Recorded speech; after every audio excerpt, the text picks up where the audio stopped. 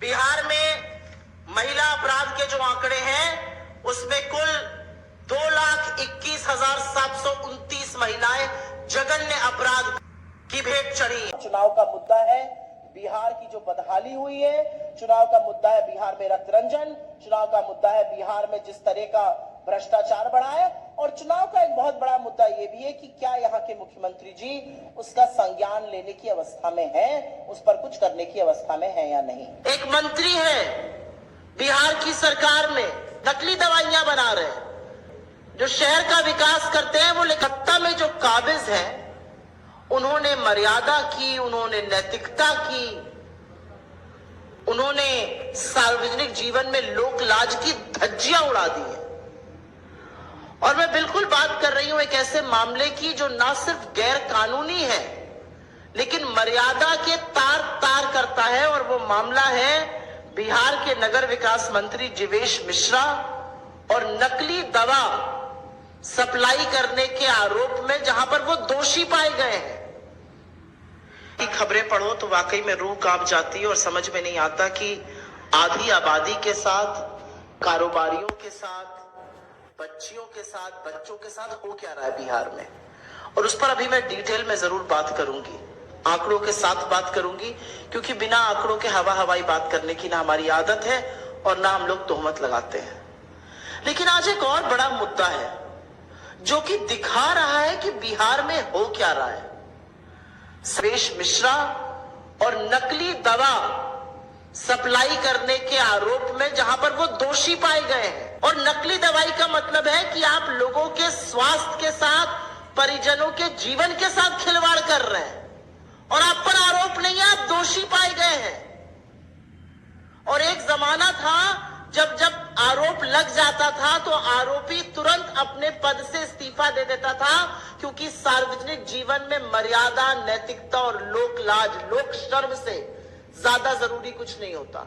आज बेधड़क बेखौफ जीवेश मिश्रा जी जो हैं वो मंत्री बने हुए हैं, उनको पूरा संरक्षण तथा कथित करप्ट डबल इंजन की सरकार दे रही है, और वो निडरता से मंत्री बने हुए हैं।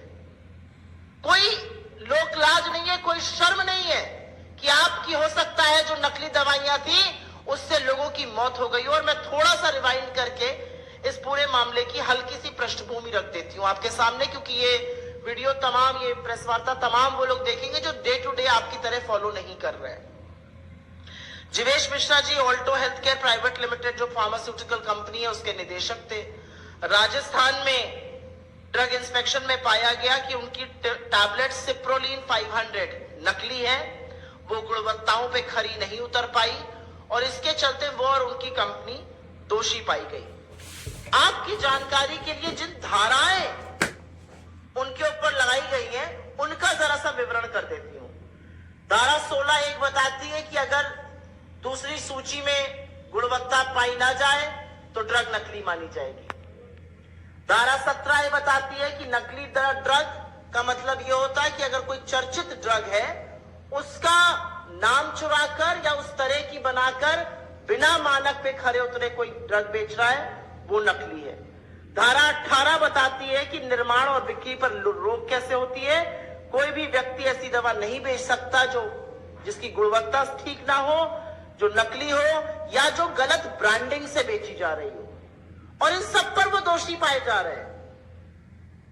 असलियत यह है कि इन सब पर दोषी पाए जाने के बाद जिस तरह की सजा उनको हो सकती थी, वो 1 साल से 3 साल के लिए जेल जा सकते थे, 20,000 का उन पर जुर्माना लग सकता था, अन्य धाराओं में वो 3 महीने से 1 साल तक जेल जा सकते थे, वहां पर भी आर्थिक जुर्माना था। जानकारी नहीं देने पर अलग से सजा है, रिकॉर्ड ना देकर जानकारी छुपाने पर 1 साल की जेल या 1 लाख तक का जुर्माना है। लेकिन क्या हुआ? नीतीश बाबू के मंत्री, नरेंद्र मोदी जी के चहेते एक ऐसे व्यक्ति का क्या हुआ? क्या उनको सजा मिली? आपको सुनकर आश्चर्य होगा और यह अगला सवाल जरूर उठेगा कि अगर आपके किसी व्यक्ति से ऐसा हुआ होता तो वो क्या करते। राजस्थान की अदालत ने जीवेश मिश्रा सहित 9 लोगों को दोषी ठहराया और अदालत ने उन्हें जेल भेजने के बजाय प्रोबेशन ऑफ ऑफेंडर्स एक्ट 1958 के अंतर्गत एक प्रोबेशन ऑफिसर उनके ऊपर रख दिया। कोई निगरानी करेगा उनकी। सुधार की संभावना जब होती है तो जेल नहीं भेजा जाता, एक व्यक्ति उनकी निगरानी करेगा। जुर्माना लगा दिया गया 20-20 हजार रुपए का, और उसके बाद एक ऑफिसर रख दिया गया कि यह निगरानी करेगा और इस अवधि में वो कोई अपराध नहीं कर सकेगा। ये समाज सेवी ऑफिसर कौन है? ये बहुत बड़ा सवाल अभी उठेगा और हम उठाएंगे। लेकिन इन सब में सवाल यह है कि इसका मानवीय पक्ष कहां है, इसका मर्यादा कहां है, इसकी नैतिकता कहां है। अब चीफ मिनिस्टर जी कितना इस मामले को अब समझ पा रहे हैं कि नहीं पा रहे हैं, ये मैं आपके विवेक पर छोड़ देती हूं। मैं व्यक्तिगत टिप्पणी नहीं करना चाहती हूं, लेकिन बाकी लोग तो समझ ही रहे हैं कि मंत्री जी ने क्या किया है, और वो बेखौफ मंत्री बने हुए हैं। आप मुझे बताइए, अगर आपके किसी जानने वाले की कंपनी में नकली दवाइयों के मामला पकड़ा जाता और दोषी सिद्ध होता तो ऐसे ही छोड़ दिया जाता प्रोबेशन ऑफिसर डालकर, वो ऐसे ही अपने पद प्रतिष्ठा पर बैठा रहता। किसी की जान से व्यापार करना कहां तक उचित है? और क्योंकि वो मंत्री है, क्या इसलिए वो कानून से ऊपर है? जिन परिजनों ने ये दवा ली, जिनके घर वालों को इससे नुकसान हो गया और संभवतः किसी की जान चली गई, उसका उत्तरदायी, उसको उत्तर कौन देगा? उसकी जवाबदेही कौन तय करेगा? हमारी इस मंच से कुछ मांगे हैं, और हमारी पहली मांग है कि सार्वजनिक जीवन में रहने वाले व्यक्ति की जवाबदेही ज्यादा तय होनी चाहिए, और ऐसे व्यक्ति को मंत्री पद पर बने रहने का नैतिक अधिकार तो बिल्कुल नहीं है। अगर आप दोषी पा लिए गए, आप नैतिकता से उस पर नहीं रह सकते। असलियत यह थी कि अगर 1 से 3 साल में आपको 2 साल से ज्यादा की सजा होती तो आप सार्वजनिक जीवन से ही बाहर हो गए होते, लेकिन वो नहीं हुआ। आपको प्रोबेशन ऑफिसर दिया गया। स्वास्थ्य मंत्रालय और ड्रग कंट्रोल डिपार्टमेंट ये जरूर बताए कि ये जो अवैध ड्रग्स पाई गई, इसके बाद क्या कदम उठाए गए, कितनी कंपनी सील हुई, क्या हुआ फैक्ट्रीज का, कितनी दवाई जब्त की गई, कितनी और दवाइयों की जांच हुई, ये कहां तक फैला हुआ मायाजाल है। और जैसा कि मैं बार बार कह रही हूं, अगर ये किसी आम नागरिक ने किया होता तो क्या उसके साथ भी यही रुई के फाहे की तरह ट्रीटमेंट होता, या उसको जेल में डालकर जवाबदेही तय होती कि तुम्हारी दवाई से लोग बीमार पड़े या लोगों की संभवतः मृत्यु हुई। एक नजीर बनानी जरूरी है, क्योंकि मिलावटी दवा का मामला बहुत संगीन है, बहुत गंभीर है, और खास तौर से तब जब वहां पर एक रसूख वाला, एक प्रभावशाली मंत्री इन्वॉल्व हो और दोषी हो। मेरा तो सवाल यह होता नीतीश जी से, अगर वो समझ के इसका जवाब दे पाते कि आपने कौन सा प्रोबेशन ऑफिसर लगाया है, वो क्या निगरानी कर रहा है, वो मंत्री जी के साथ रहता है, वो उनके कंडक्ट को देखता है, उनके बिजनेस को देखता है, वो क्या कर रहा है। बहुत सारे ऐसे सवाल हैं, और बहुत सारे ऐसे सवाल बिहार के ही नहीं, बिहार के बाहर की भी उस जनता के मन में है जहां पर ये दवाइयां गई। लेकिन अब मैं उस मुद्दे पे बात करना चाहती हूं जिसकी बात करते करते कभी कभी रूह कांप जाती है, कभी कभी गला रूंध जाता है। लेकिन अखबार उठाओ और बिहार से रक्त रंजन की तस्वीर ना आए, ये हो नहीं सकता है। 2025 का ये वर्ष है, आजादी के 7 दशकों से ज्यादा बीत चुके हैं, और आज भी दिन दहाड़े हत्याओं का सिलसिला बिहार में जारी है। असलियत यह है कि बिहार की हत्याओं से यह देश दहला हुआ है, और बिहार में न सिर्फ कारोबारियों की, जिस पर अभी मैं विस्तृत चर्चा करूंगी, लेकिन जो महिलाओं के साथ हो रहा है।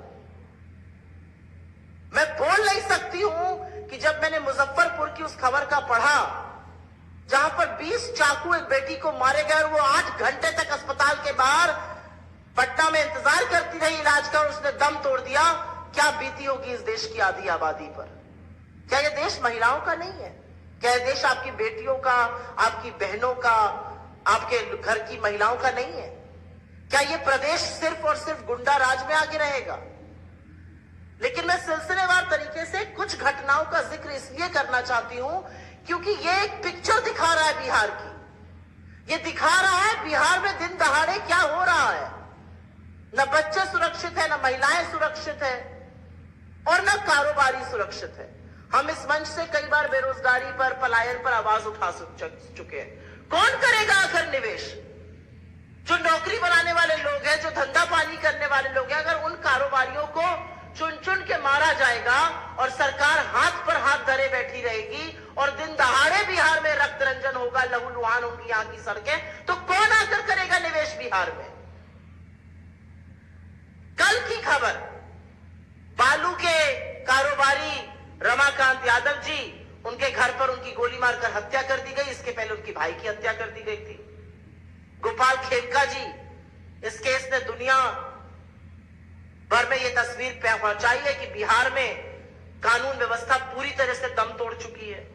मगध अस्पताल के मालिक, जिस तरह से उनकी गोली मारकर हत्या हुई और उससे पहले उनके बेटे की हुई थी। अंजनी सिंह जी, पटना के जमीनी कारोबारी, उनकी जिस तरह से रात में बदमाशों ने गोली मार के हत्या कर दी और हाईटेक हथियार लेकर अपराधी चल रहे हैं। कोई चेक करने वाला नहीं है बिहार में। कहां से आ रहे हैं अपराध? कौन सप्लाई कर रहा है? बिहार के हर व्यक्ति को लाइन में लगा दिया है। अपना प्रमाण पत्र दिखाओ, अपनी पहचान दिखाओ, अपनी नागरिकता सिद्ध करो। लेकिन अपराधी बेधड़क है, अपराधी बेखौफ है। अपराधियों के पास हथियार कहां से आ रहे हैं ये पता ही नहीं है। रजी अहमद उर्फ नन्नू मियां, मालेगांव के रहने वाले जमीन कारोबारी, उनकी हत्या। विनय गुप्ता जी, किराना व्यवसायी, नवगछिया बाजार में उनकी गोली मारकर हत्या। रमेश चंद्रा जी, मार्च में मुजफ्फरपुर में मिट्टी के कारोबारी, उनकी गोली मारकर हत्या कर दी गई। संजय अग्रवाल जी, नामी ज्वेलर थे, उनकी दर्दनाक मौत हुई क्योंकि गोलियों से उनको भून दिया गया था। सुरभि, जो एशिया अस्पताल की संचालिका थी, उनके चेंबर में घुसकर उनको गोली मारी गई। विनोद मेहता, भागलपुर के जो कपड़ा कारोबारी थे, उनकी नृशंस हत्या हुई। और ADG law and order, Bihar का जो सर्वोच्च पद पे बैठे हुए पुलिस आला कमान है, उनके सामने पटना में बोरिंग कैनाल में दिन दहाड़े 8 राउंड फायरिंग के होते हैं और पटना की सरकार, बिहार की सरकार सुई टपक सन्नाटा, कोई कुछ कहने वाला ही नहीं है। इस तरह से अपराध है, इस तरह से रक्त रंजन है, इस तरह से लहू बहाया जा रहा है, कोई कहने वाला नहीं है। एक दिन नहीं बीतता है जब बिहार के अखबार में किसी बच्ची का रेप, किसी बच्ची की हत्या, किसी छोटे बच्चों के साथ कुकर्म सामने नहीं आते। और ये मैं नहीं बोल रही हूं, ये मोदी जी कह रहे हैं बिहार के मामले में, क्योंकि ये मोदी सरकार की एनसीआरबी के आंकड़े कोट कर रही हूं आपको। ये कांग्रेस दफ्तर में रिसर्च के आंकड़े नहीं है, ये केंद्र की एजेंसी एनसीआरबी के आंकड़े हैं और वो पूरी तरह से साफ है कि 2006 से 2022 के बीच में बिहार में क्या हुआ है। 2022 से लेकर 2022 के बीच में 323% वृद्धि हुई है अपराध के मामलों में। इसका संज्ञान कौन लेगा? इसका जवाब कौन देगा? सुशासन बाबू का जो ओढ़े रहते थे, उस पर कौन जवाब देगा?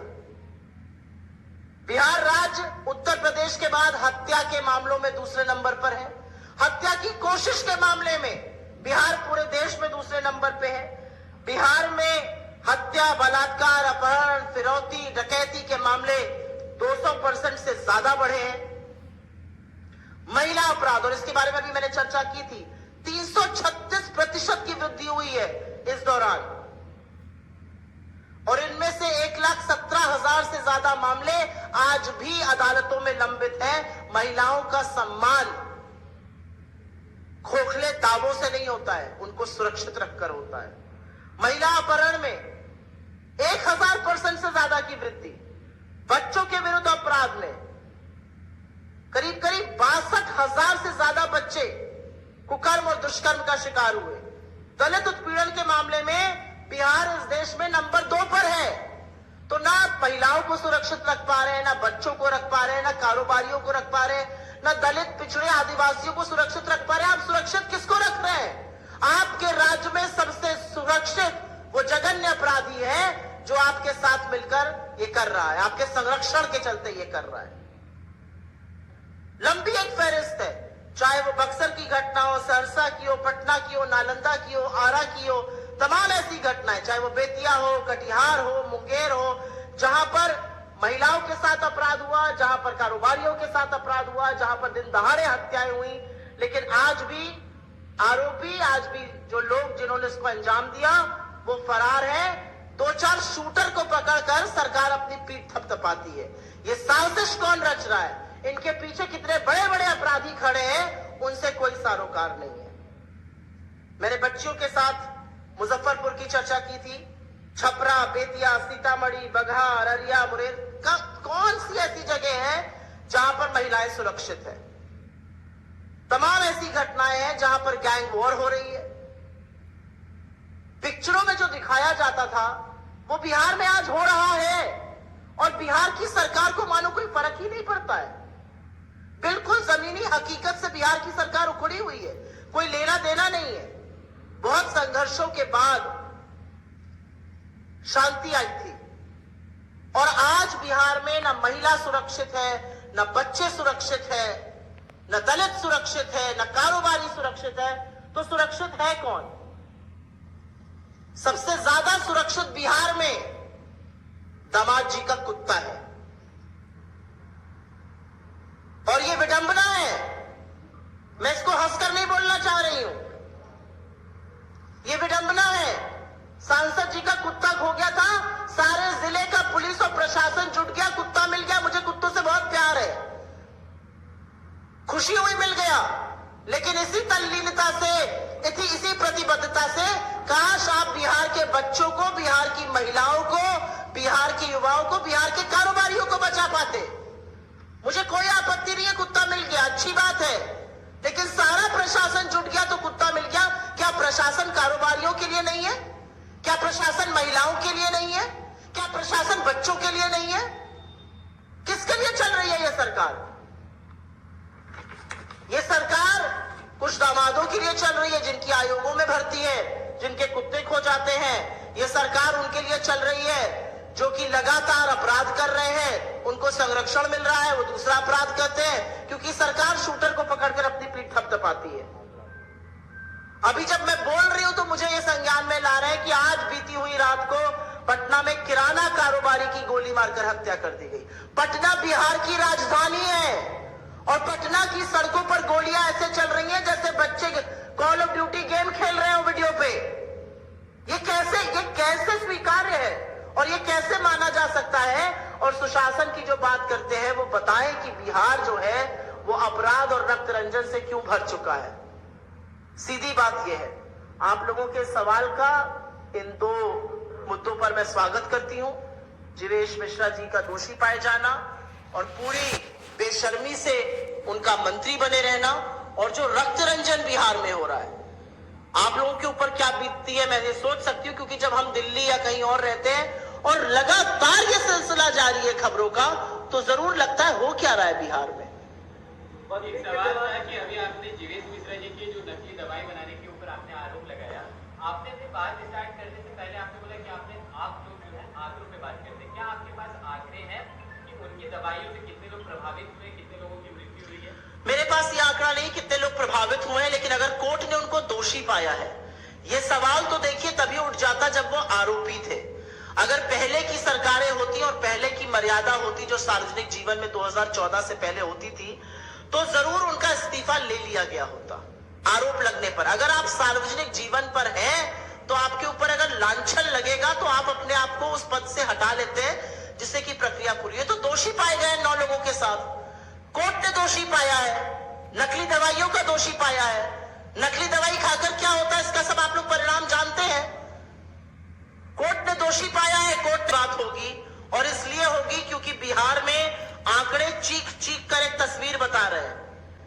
बिहार में महिला अपराध के जो आंकड़े हैं उसमें कुल 2,21,729 महिलाएं जघन्य अपराध की भेंट चढ़ी। अदालत में जो मामले निलंबित हैं वो 98% है।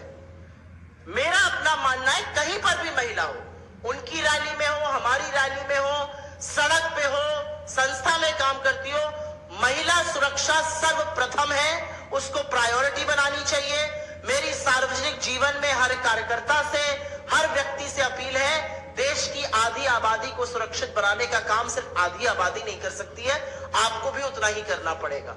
अगर कोई ऐसी घटनाएं हुई हैं तो बिल्कुल गलत है, नहीं होनी चाहिए, लेकिन आंकड़े जो बिहार की तस्वीर बता रहे हैं और सवाल सत्ता से पूछना हम कब शुरू करेंगे? जब सत्ता से सवाल पूछो तो प्रत्युत्तर जरूर आता है, जवाबदेही तय नहीं होती है। सत्ता आपके पास है, संसाधन आपके पास है, पुलिस आपके पास है, प्रशासन आपके पास है, अस्पताल आप चला रहे हैं और बेटियां 8-8 घंटे अस्पताल के बाहर दम तोड़ रही हैं। प्रशासन और पुलिस आपके पास है, दामाद जी का कुत्ता ढूंढ लिया जाएगा, लेकिन बेटी को न्याय नहीं मिलता है। इसलिए सत्ता से सवाल, जब चुनाव के मुहाने पर आज हम आए हैं तो सत्ता को कटघरे में खड़ा करके सवाल पूछना जरूरी है। संवेदनशील लोग होते हैं, वो ये भी समझते हैं कि वो पीड़ित परिवार, उसमें पिता है, उसमें मां है, उसमें भाई है, उसमें संभवतः और बहनें होंगी, वो कितनी दहशत में है, ये समझना भी जरूरी है। और संवेदनशीलता से हो सकता है बात थोड़ी धीमे स्वर में की जाती हो, लेकिन ये बहुत बड़ी बात है।